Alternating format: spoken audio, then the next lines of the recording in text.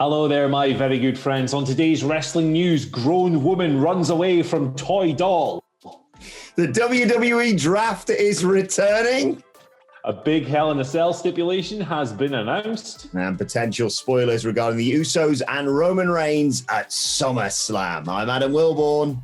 And I'm Andy Murray. And this is the news. All right, so we're going to kick things off by talking about this Alexa Bliss and Shayna Baszler segment. And if you've looked at the title of this video, you can probably guess our take on the matter. I would suggest that if you're into this stuff, and that's totally fine, everything is subjective, everyone has a different opinion, everyone enjoys different things in pro wrestling. But if you're really into this, you're probably not going to enjoy this first segment of the news. So maybe hit that timestamp down below and save yourself getting annoyed at us, getting annoyed at something that we didn't like.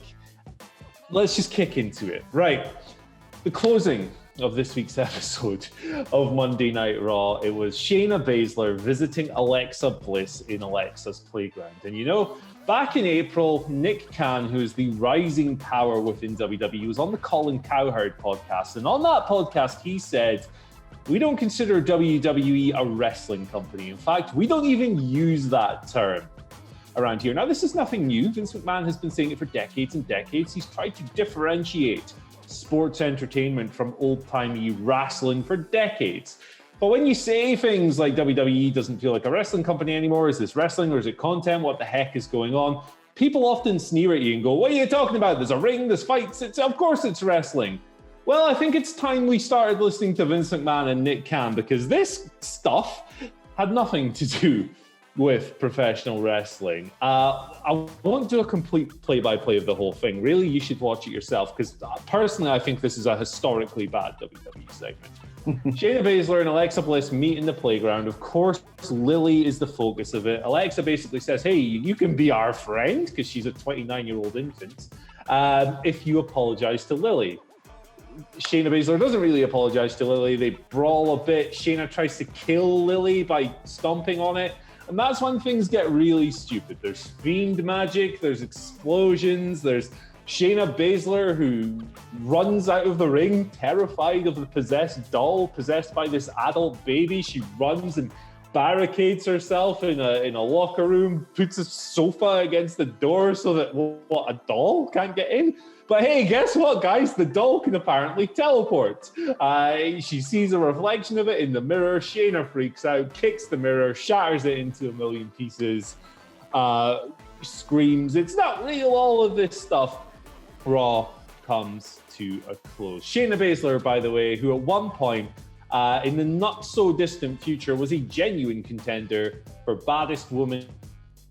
She's a former mixed martial artist, one of the toughest people in the world, running away on Raw from a possessed stuffed doll. Now, there's been a lot of stuff on Raw lately that, you know, it's the kind of thing that if somebody who isn't familiar with wrestling came into the room while you were watching it, you would change the channel hurriedly in embarrassment. I didn't so much change the channel, or I wouldn't so much change the channel if this happened. I'd throw the TV out the window. I would throw myself out the window just to make sure that the remains were there. Then I would set the remains on fire, and I would call up my landlord and ask him willingly to evict me. Look, like we said at the beginning, some people are into this stuff. We have very different tastes, if that's the case, but bless everyone. Adam Wilborn, tell me what you think. This segment made me long for a contract signing at the main event of Monday Night Raw. That's how bad it was.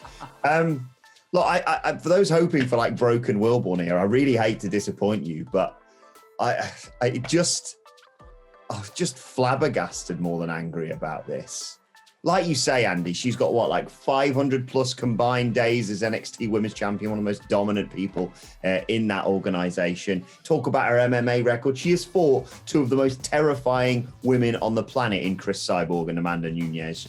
And she's scared of a fucking doll. I mean, honestly, she stood on it. And that was the big climactic thing. And then Lily cursed her and started making boxes fall from the ceiling and stuff. Like, the bit where she was staring in the mirror and then Lily was behind her, but she wasn't, and then she was. how people, like, we watch it as part of our job. People always say, oh, why do you always moan about Raw? Why don't you just stop watching it? We have to watch it. It is a blessing and a curse, this job. 99% of the time, I love my job. Tuesday mornings at 6:30 in the morning, not so much. Awful, this show. Absolutely dreadful. You know, we could, this wasn't like, oh, they just fumbled the ball at the 1 yard line. Who am I meant to like in the Raw women's division? Nikki Cross, whilst like plucky babyface, it's kind of annoying, but it's putting her to one side. Asuka's a loser. She just lost the title, never won it back. And Rhea Ripley and Charlotte Flair seem to be having a battle to see who's the most obnoxious. Also, I'll never cheer for Jackson Riker because of what he did. So just because he cut his hair and now they're sort of leaning on a PTSD storyline, I'm not going to cheer him. What is going on, Andy, on Monday Night Raw? I mean, this isn't like a major development all of a sudden. It's been circling the drain for, over a year now? Yeah, for sure. I mean, it's attaching labels like worst run of Raw ever is tough because we're talking, 20 odd, 30 odd, however many years of history. But I can't remember a time in my years of watching wrestling, and I've been watching wrestling since 1992.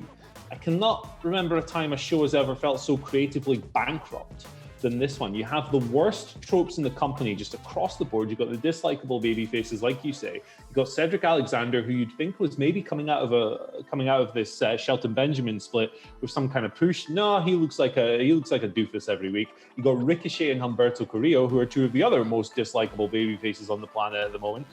Yeah, they're trying to push Jackson Riker using a topic that wrestling has proven itself time and time again incapable of handling with the right degree of sensitivity and everything else. It's a bad show. And yeah, okay, you get your cool match every week, right? You get Drew versus Kofi last week, Riddle versus Kofi this week. But that's one thing on a 3-hour broadcast, and maybe you can pick some other stuff and go, hey, this was okay. But look, the worst stuff is some of the worst stuff ever. And like you said, 99% of this job is an absolute blessing. Love what we do for a living. But man, if I could have all the time back that I've spent watching Raw over this past year-long or however long run, I could have probably learned about 5 new languages and, done something productive with my time. Here we are. Shayna Baszler's 40 years old or whatever. She's a former MMA fighter running away from a toy on Raw. And people will tell you this is creative. People will throw up and go, hey, what about The Undertaker? The Undertaker supernatural stuff sucked as well. There you go. Let's move on quick, please. You know what we need, Andy? A WWE draft! That fixes everything! And according to Andrew Zane of the Mat Men Prop podcast, that is exactly what is coming our way following SummerSlam this year. SummerSlam going down, of course, in Las Vegas's Allegiant Stadium. That goes down on the 21st of August. A Saturday, mark it in your calendars. And then the Raw after SummerSlam, the 30th of August. The SmackDown after SummerSlam. That is the 3rd of September. They will both have drafts. We last had a draft in October 2020. 2019 saw a draft and a superstar shake-up. I describe it often as moving around deck chairs on the Titanic, but it's the last roll of the dice for Monday Night Raw for me.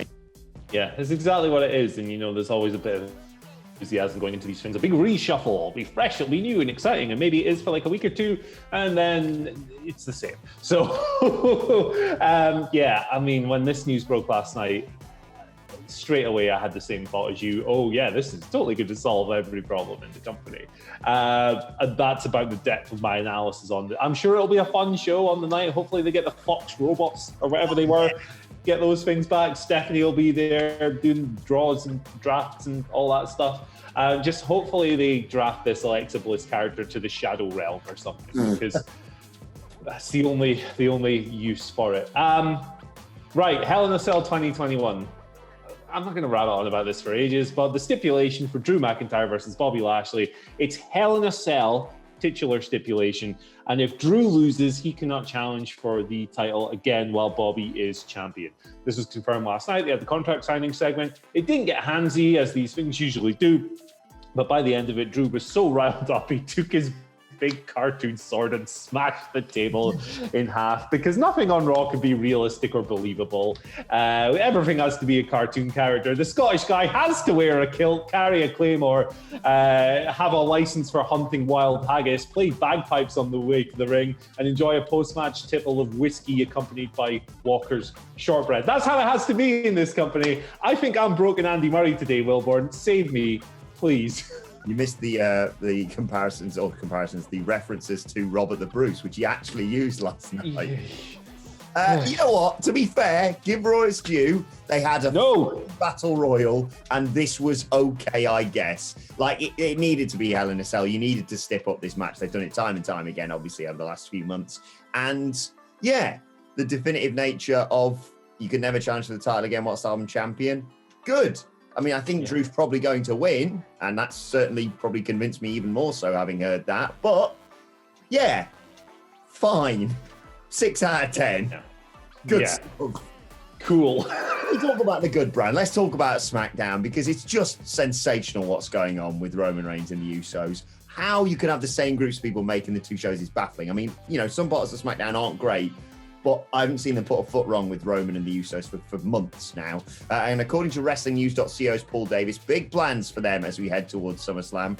It was reported last month, Jimmy and Jay apparently would eventually come together under their cousin Roman Reigns and win the belts from a babyface tandem. More developments on this. Davis, the source, revealing WWE's desire to basically build Roman Reigns to a sort of John Cena Rock level force, saying, obviously the plan is to build up Roman so that fans see him as being on the level of Cena and Rock. This is also about making Jimmy and Jay look strong. We'll get there by SummerSlam. This will be a tight-knit unit in a few months. I'm holding out hope, Andy, for Roman versus Cena at SummerSlam. And if the coronation of the Usos as tag team champions, probably over the Mysterios, if you're picking a babyface team right now, happens there as well. Yeah, I'm really on board with this. I think that's a sensational bit of booking. Yeah, it's good stuff. It really is good stuff. You compare this to the Alexa Bliss stuff on Raw, and it's day and night. The Roman stuff's great. The Usos stuff's great. I mean, this just sounds like a fun plan. The Usos are one of my favorite tag teams of all time. I've said that time and time again on this channel. And there's a lot you can do with them and the Mysterios dovetailing out of Hell in a Cell, where it's going to be Roman versus Rey. So many options, so many exciting possibilities. Yeah, I mean, it's just good. It's really good stuff. Why can't this be reflected elsewhere is the only thing I want to know. I love conflicted Jey Uso and Roman just sort of trying to handle everything. And his anytime they cut backstage, like when they got pinned, I know they didn't get pinned properly because his shoulder's up and blah, blah, blah. When they got pinned on SmackDown and it cut backstage to him just going to Paul Heyman, I just thought it was epic. So yeah, just that, but across all of Raw, not across all of Raw and SmackDown. Not that storyline, but just that way of doing good. Just write good. Do good, please, WWE Creative. Is that too much to ask? Or are we just going to sack talented people, but push the evolution and sodding Jackson Riker down people's throats?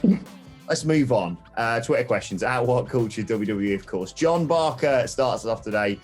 Here's the question, John. John says, with Raw being awful consistently for a year, is it not worth AEW moving Dynamite to Mondays and dethroning it that way?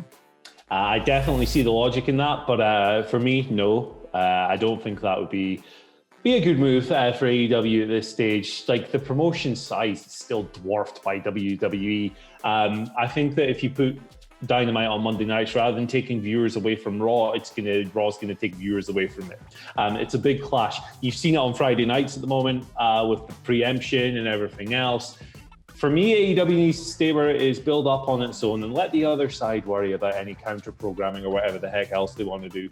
I think, Dynamite live on Fridays or pre-taped, whatever's going on at the moment. It did something like 470,000 viewers this week. But last week, when the DVRs were taken into account, there was something like an extra 50% on top of that. So it worked out about 900. Like, people are watching the basketball and then watching wrestling. I think that if you put Dynamite on Monday nights, you're going to see the same thing. WWE fans, there's more of them, are going to watch Raw and then maybe check out Dynamite on DVR. I don't think it's a bold strategy at the moment. Saw what happened with TNA when they tried to do that. Let's just keep things as they're going, nice and smooth.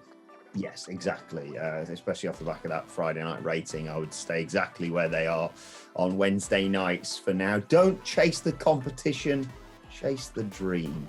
There's a little phrase for you today.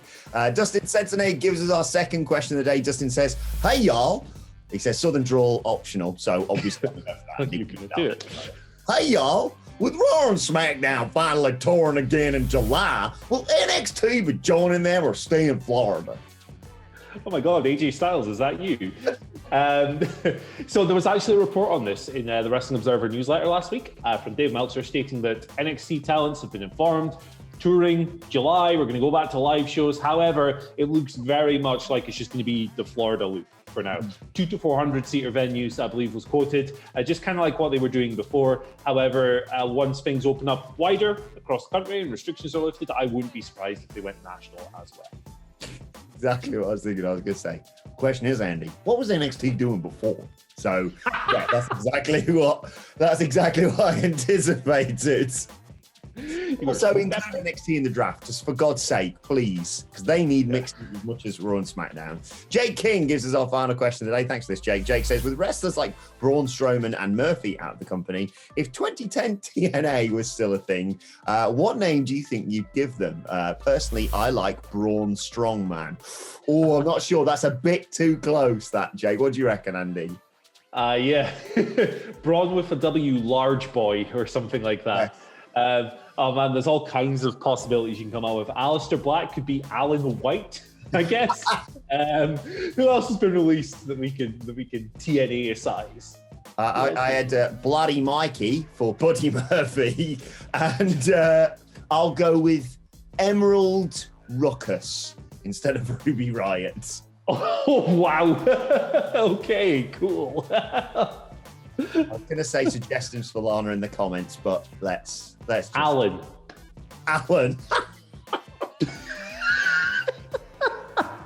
Here comes Alan.